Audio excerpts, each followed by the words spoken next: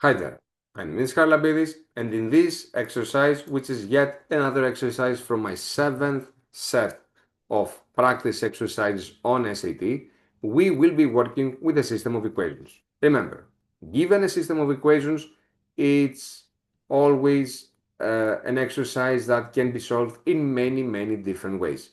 For those who really love algebra and math, we can always solve it by substitution or elimination.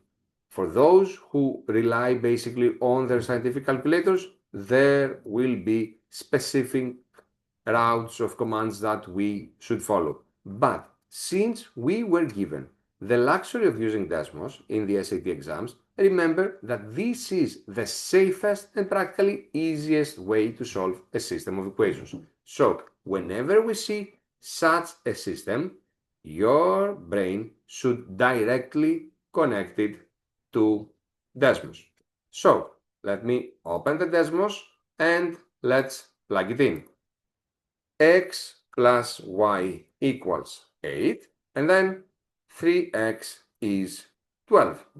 I can clearly see, let me move on, I can clearly see the two lines that were created, and we need the point of their intersection, which is 4, 4. So that's the meeting point. We need not the point, but the specific value of this point, which is 4.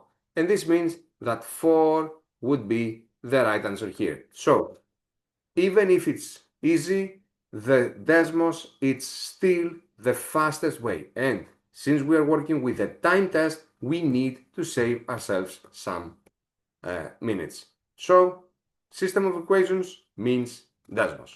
I hope I helped you a bit. If I did, don't forget to like and subscribe.